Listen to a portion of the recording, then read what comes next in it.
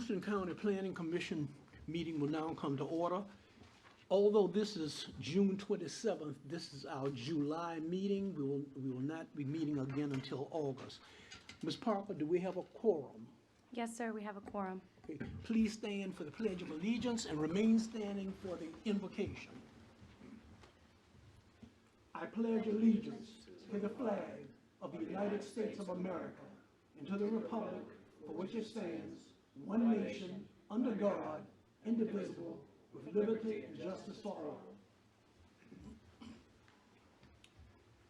Almighty God, before we consider a resolution, pass an ordinance, or make an appointment, we first want to take the time to say thank you. We realize that without you, the business of this great county could not be conducted. Now grant us the courage, wisdom, and foresight to provide for the need of all our people and to fulfill our obligations in this community. Help us to further realize the purpose and plan for the County of Goochland. We ask that you continue to keep us in your perfect peace, and it is in your sovereign name we pray and give thanks. Amen.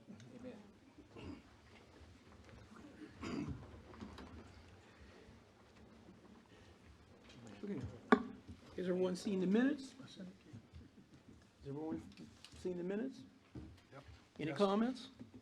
I move that we approve the minutes as presented. I second. Okay, the motion has been made and properly second that we approve the minutes as read. All in favor? Aye. All opposed? The ayes have it. Okay, we will now open a citizen comment period. And this is for you to bring up anything that is not on tonight's agenda, okay?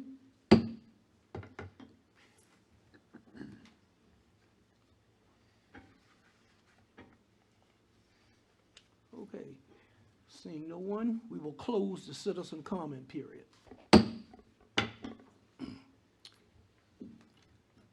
Ms. Parker? We do not have any requests to defer additions, deletions, or changes to the order of the public hearing. Okay. We do have an action item tonight. Our action item is District 4 and 5, MAJT 2018-00004, application filed by HHH Hunt LLC, DBA HH Hunt Communities, requesting approval of a tentative subdivision plat for a 491 lot age restricted subdivision. Good evening. Greg Garrison, Principal Planner. This is a request for a tentative plat subdivision approval for Mosaic. This is an aerial site. The site is just kind of surrounds Capital One office complex. This is the conceptual layout at this time. Not many changes from the last time. The property was rezoned at the March 13th, 2018 board meeting. The previous subdivision plat was approved at the June 7th, 2018 Planning Commission meeting. Per proffered conditions, the density is limited to 520 age-restricted units. This proposal went from 476 to 491 age-restricted units. That's 2.36 units per acre. It's an increase in 15 lots from the previous approval. There are 283 single-family and 208 townhouse units. Only 40% of the units can be townhouses, so the applicant should be aware that they have reached, with this layout and this quantity, they have reached that threshold for the townhouse units. Through section 9.4 of the zoning ordinance, you can increase the density through environmental incentives, and those incentives are pedestrian trails, community center, swimming pool, passive recreation amenities such as bikes, bike rack, benches, etc., and active recreation amenities such as pickleball or bocce ball courts. The single-family lot sizes will range from 55 to 65 feet wide. The townhouse units are a minimum of 28 feet wide. This will be the first townhouse community or development in the county, and access will be provided from Tuckahoe Creek Parkway and Broad Branch Drive.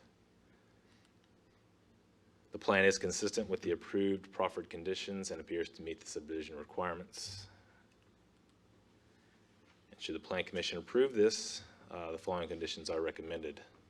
Number one, the road plan shall be reviewed and approved by VDOT. Number two, the road shall be built to state standards. Number three, the road names shall be approved by Goochland County. Number four, all water and sewer plans shall be approved by the utility department.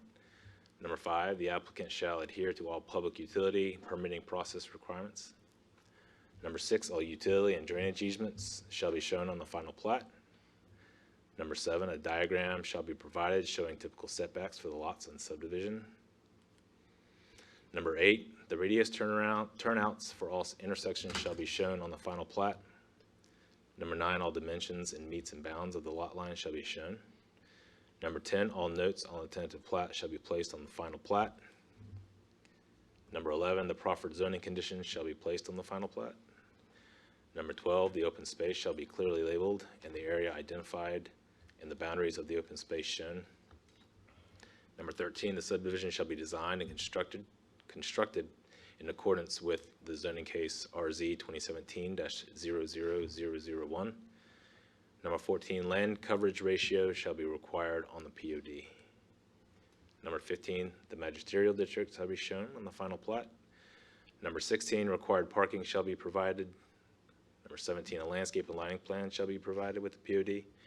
And number 18, the environmental incentives shall be provided to address the increased in density. And I'll remind you, this does not go to the board for final vote. The final vote is tonight. So that concludes my presentation. I'm happy to answer any questions that you may have. So only 476 lots were on the original application, Correct. is that correct? And this is, Does staff see any problem with another 15 houses? no, sir. They haven't reached their maximum allotted lots per the zoning case, so this is still a reduction. Is this increase to maximize the townhouses or the single-family homes, do you know? I think as they got into the engineering phase, and Mr. Warner can correct me if I'm wrong, with the topography, the wetlands, I think that as they were moving through the engineering, they realized to make it a profitable case, they needed to increase their units. So But you don't know whether they're townhouses or single-family. there are additional townhouses. So this is all townhouses. Not all of them. Let me see, I can go back. It is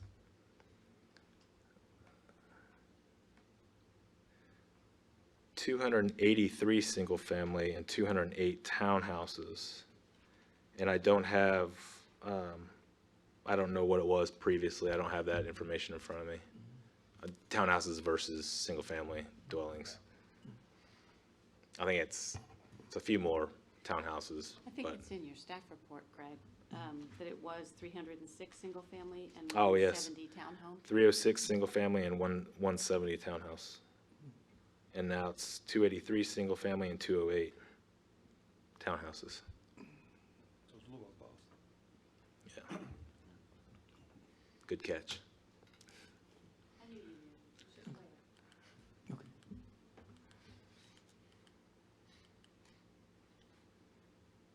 Any other questions? Okay, gentlemen, this is not a public hearing item. What say you? I move to approve.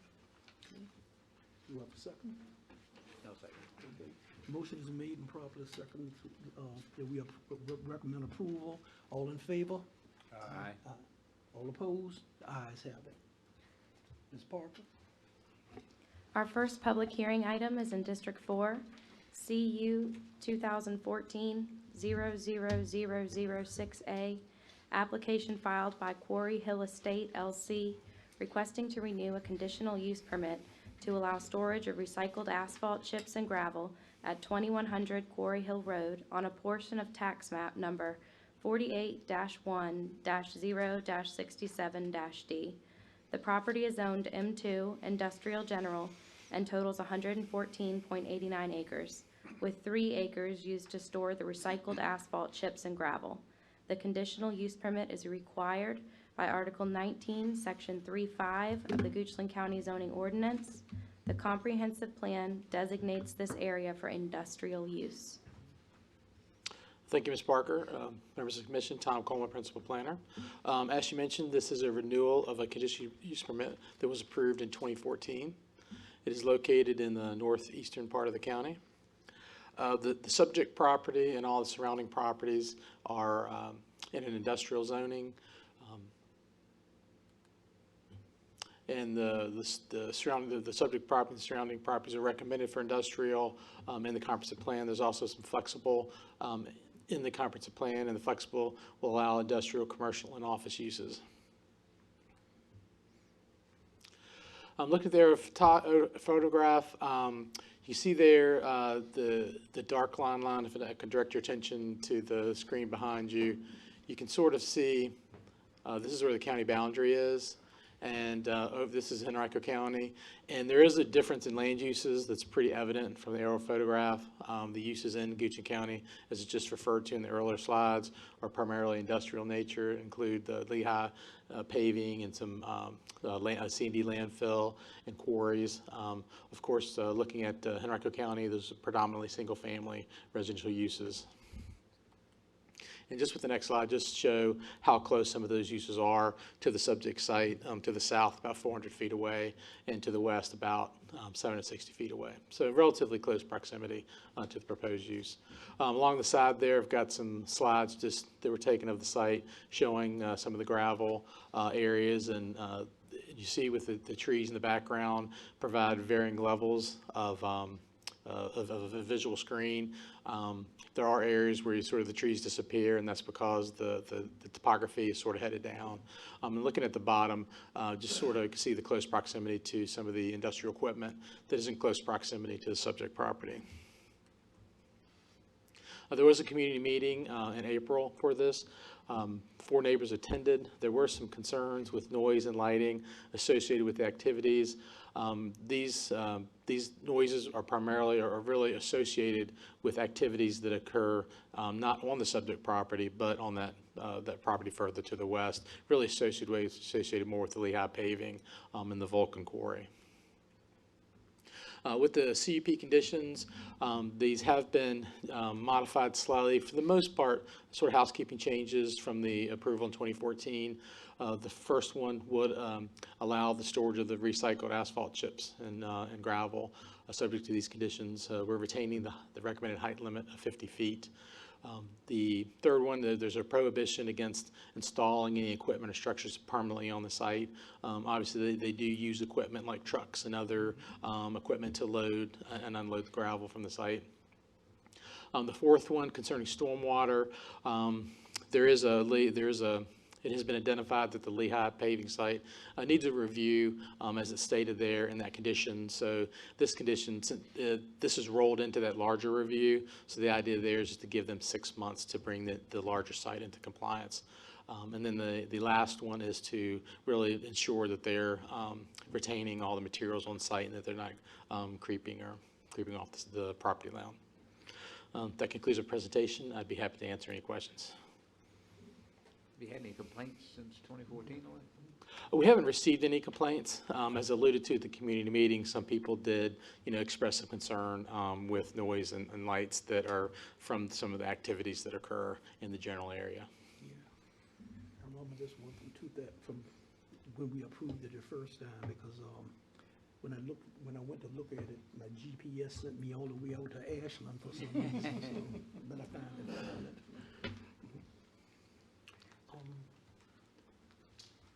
Thank you, Mr. Coleman. We'll now open a public hearing. Anyone want to speak on this? Come forward. If you want to come forward, you have 3 minutes to speak. Give your name and address. Should we turn back the slide while I'm doing that? Okay, sorry about that. Wait a minute, I meant to give the applicant a chance to speak on it first. Is that okay? Okay, does the applicant wish to speak? Yes, sir. Huh? Okay. My name is Sid Del Carteret. Good afternoon, good evening. Nothing's really changed here. The night of the public meeting, a couple folks were saying some things about the noise, and I wanted to go over there and see. And I went over there and drove back in there, and the plant was working, and the plant, is this the pointer? You squeeze the button? Oh, that didn't work, sorry.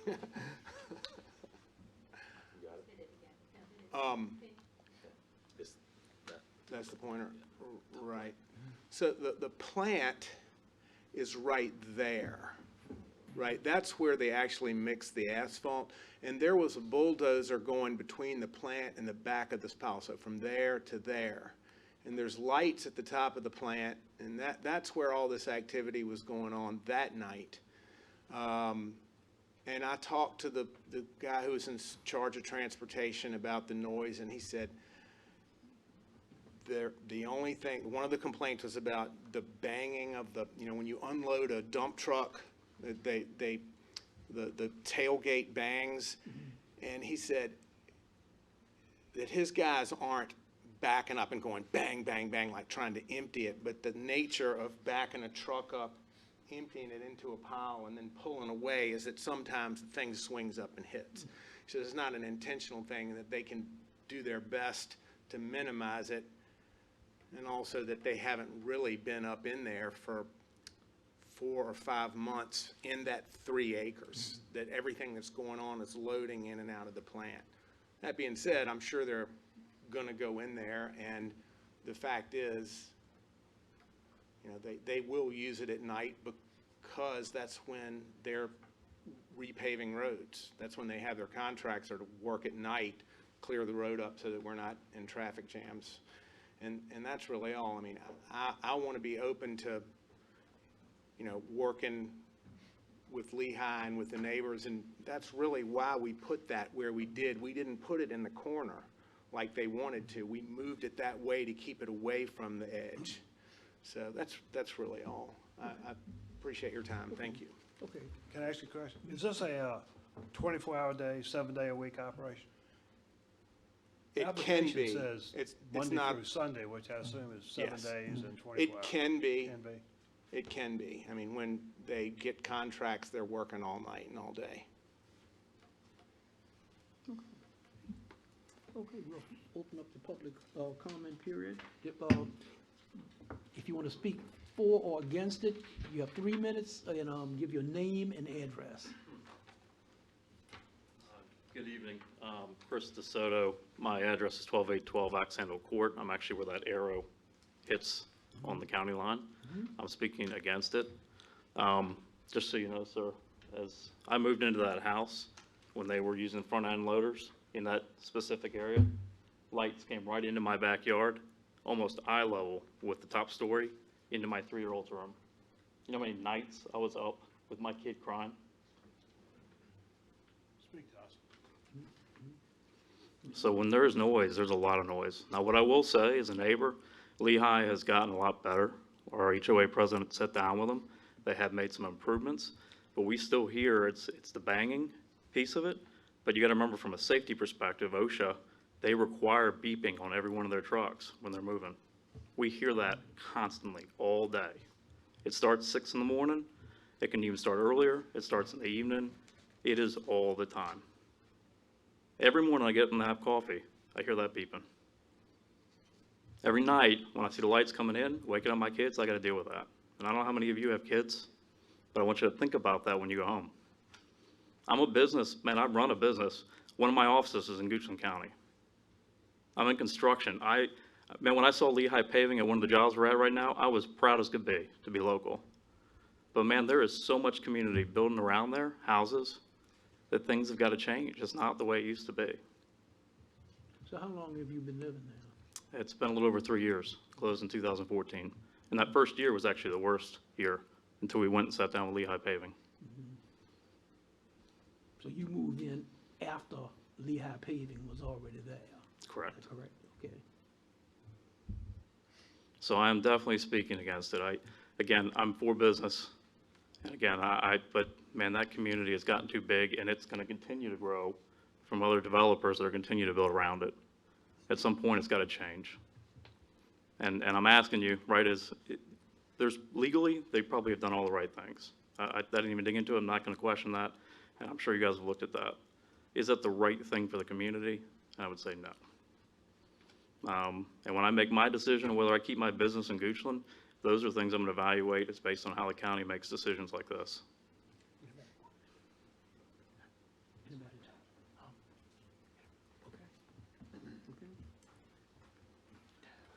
Evening. Tommy Owens. We live at the house that's directly to the left at 12816 Accidental Court. And we too have been there approximately 3.5 years now, going on 4. The noises have been constant. It is a 24-hour operation, and they are banging their tailgates all the time. They have a spotlight that was actually directed right in front of our neighbor's house that shined all night until we spoke to them. They moved it about 45 yards to the left approximately. Now it's in my backyard. And, you know, when we call over and complain is when the noises stop, or when, you know, they're applying right now to have this permit renewed. The noises have calmed down because they're concerned about that. You know, we came to all the meetings, and we originally voiced our concerns from all of our neighbors about the noise level, and we were told that, you know, there is not a noise level prevention here in Goochland. It doesn't matter. I know that my wife is related to 400 or 500 families here in Goochland County and Rockville. And I remember when Rudy Butler was trying to put something in close by too, and nobody wanted to listen. And I know that that site was finally, you know, oppressed because the citizens spoke up. And here it's hard for us being in Henrico, but you know, speaking with a lot of our relatives, this is a major concern, because not only are the lights there, the noises. We have 3 children as well, whose all the rooms are on the back of the house that see this. On top of this, you know, I'm not sure there's been a carcinogen study coming off this asphalt and what it can do being in the air, let alone the pollution that's coming off of this into that creek with all the bubbly water that's being, and it suds. It looks like giant foam down there. I don't think anybody's looked at the creeks and the impact that's had there as well. So I'd like to challenge someone to actually look at that, because there's pollution going into that creek running off from this site. And on top of that, the carcinogens, you know, I think there should be at least some kind of knowledge on if there is a pollution or a contamination that could be hazardous at 400 to 700 feet from both Henley and, you know, our subdivision as well.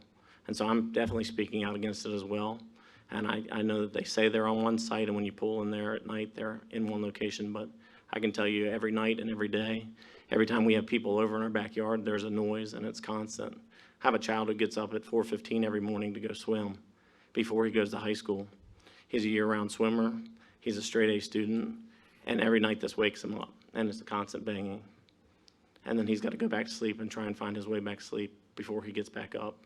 And then he goes to bed at night late doing his homework. So it is a little bit of a nuisance. And again, we're not anti-business. We've, you know, definitely spoken with them, and we appreciate, you know, everything that they're trying to do. But if there was a better way that you guys could control the noise, the lights, and you know, as we've been informed, there is not any ordinance that makes the Goochland County Sheriff's Department enforce any noise ordinance there, or the lights or anything else. And so it's very concerning that, you know, that would not be addressed as well. So appreciate your consideration. Thank you.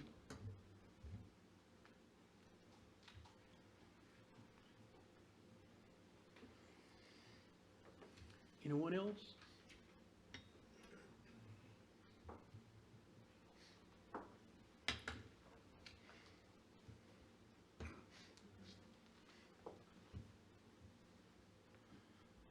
Ben Johnson, 2151 Johnson Road, Rockville. Mr. Chairman, fellow commission members, I can empathize with these homeowners. However, Lehigh Paving has been in this location 40 years, 50 years. I'm not sure, Sid, how long have they actually? 40 years. Yeah. The quarry, which they are basically serving, has been there since 1958. The year that I graduated from this very area right here and went to work my first summer, and for 3 summers thereafter while I was going to Virginia Tech. So I just keep in mind that this is a ongoing long-term business, and unfortunately when people move in around a ongoing operation, you've got to take some consideration. Thank you. Would anyone else like to speak?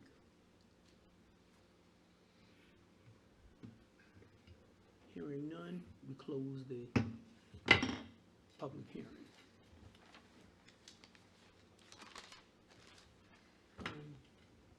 By the way, the gentleman who had something to say about the pollution, you might want to talk to Ms. Debbie Bird, because she's the environmental person here.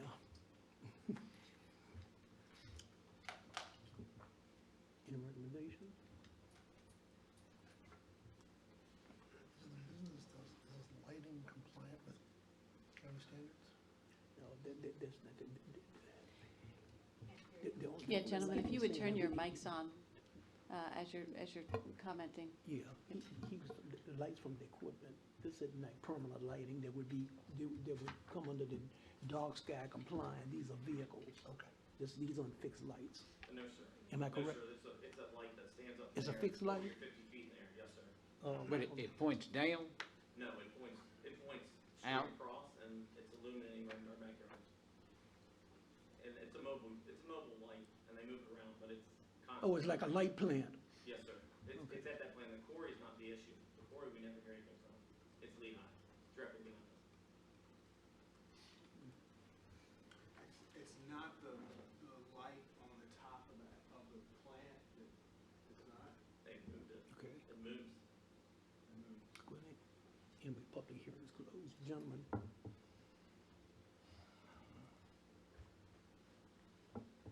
I mean, it's a renewal. well, you still on the planning commission, you have to make these, somebody has to make. I move we approve it the way it's written. Well, they won't have to have a second. I would rather somebody else second, but I'll second it as well. Lee has been there a long, long time, and I think these things can be worked out, but I can't see denying them a renewal because of this. Because he in compliance with everything else. We have a motion and a second. All in favor? Aye. Aye. So, all, okay. All opposed? Ayes have it. Ms. Parker? The next item is in District 3, RZ 2019-00004, application filed by River Road Property LLC requesting a zoning reclassification of 1.832 acres from B2 Business Limited to B1 Business General with proffers to allow a church on tax map number 42-13-0-1-0. The property is located at 3009 River Road West. The comprehensive plan designates this area as commercial. Yeah, thank you, Ms. Parker. Members of the Commission, Tom Coleman, Principal Planner.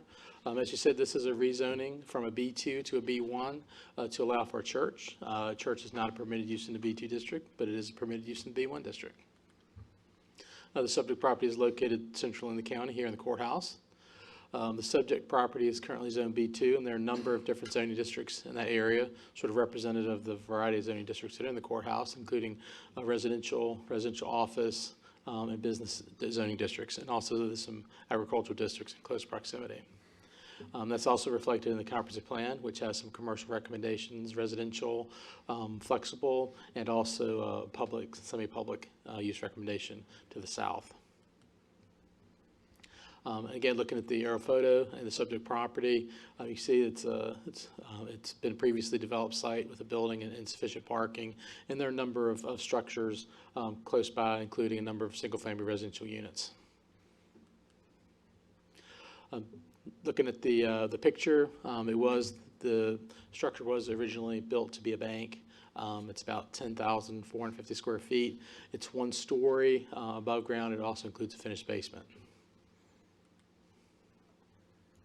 At the community meeting, there were 3 attendees. There were a couple of questions about the church and about the hours of operation, but there were no other concerns or no opposition to the application. The applicant did offer one proffer, which would limit the use of the property to a church and for offices. That concludes our presentation. I'd be happy to answer any questions.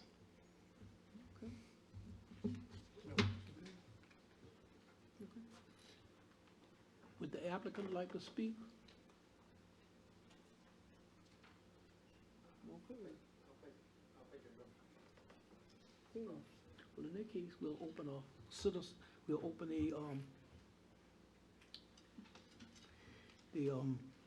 public hearing. Anyone wishes to speak for or against this, please come forward.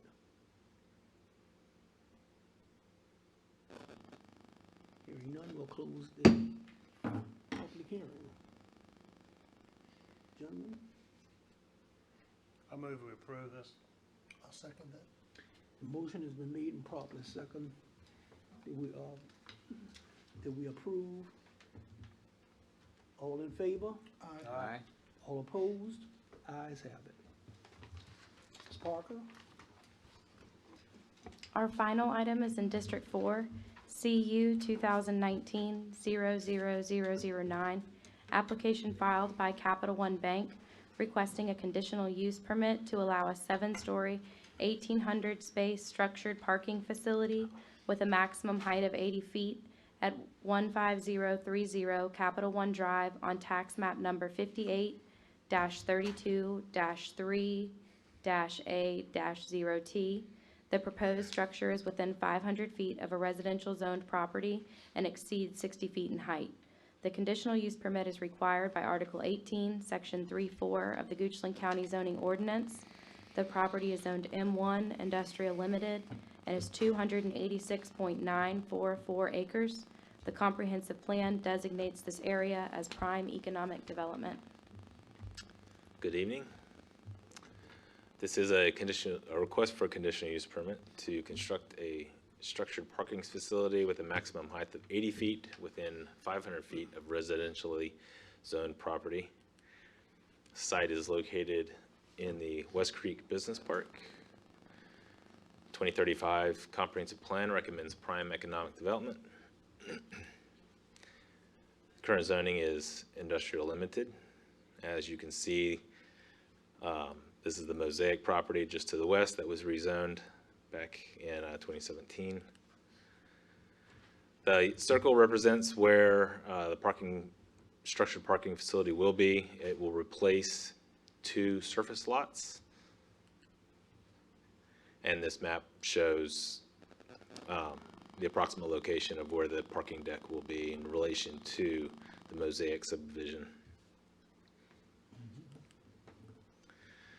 This is elevation of the parking deck. At its highest point, it will be 79 feet, 8 inches tall.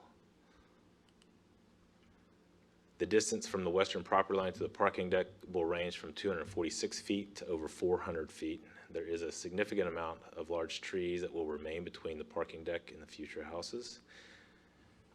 The height of the structure is taken from the average elevation of the ground surface along the front of the building, so that's why it ranges. There's some fluctuation right in there, but the highest point is 79 feet, 8 inches tall. This just shows the distance to the property line. And keep in mind, this would be a by right use had the Mosaic property not been rezoned less than 2 years ago. So, but since that was rezoned to a residential use, Capital One kind of got caught up in the red tape, if you will. And that's why, to keep them on track with their construction, that's why we're expediting this to the board July 2nd. There was a community meeting hosted at Centerville Volunteer Fire Rescue Company on May 29th, 2019. Staff, Plan Commissioner Mr. Myers and Mr. Duke, and 2 citizens attended that meeting. There were questions regarding the height, distance from the proposed Mosaic subdivision, and lighting, but there was no opposition to the parking deck. And should the commission recommend approval of this, the only condition that is recommended is that the elevations shall be substantially similar to the elevations submitted with this application. That concludes my presentation. I'm happy to answer any questions that you have.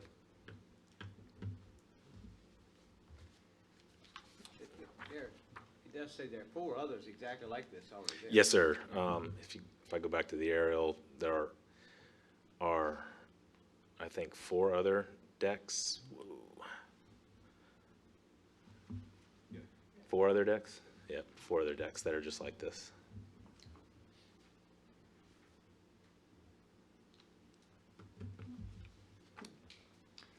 Would the applicant like to speak? Okay, we'll open up a public hearing. Anyone wants to speak for or against this, please come forward. You have 3 minutes. Give your name and address.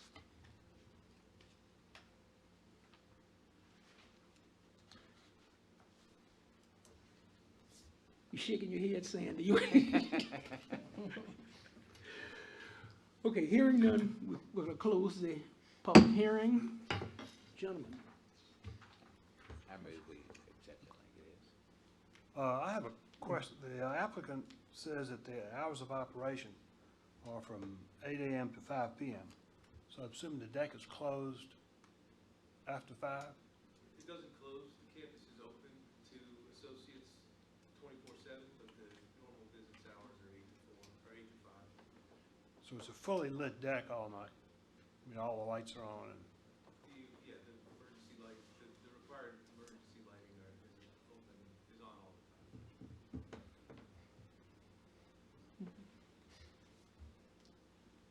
okay, Now I move that Okay. we accept it. okay, do you have a second? I'll second that. Okay, the motion is made and properly seconded. We recommend this for approval. All in favor, signify by saying aye. Aye. All opposed? The ayes have it.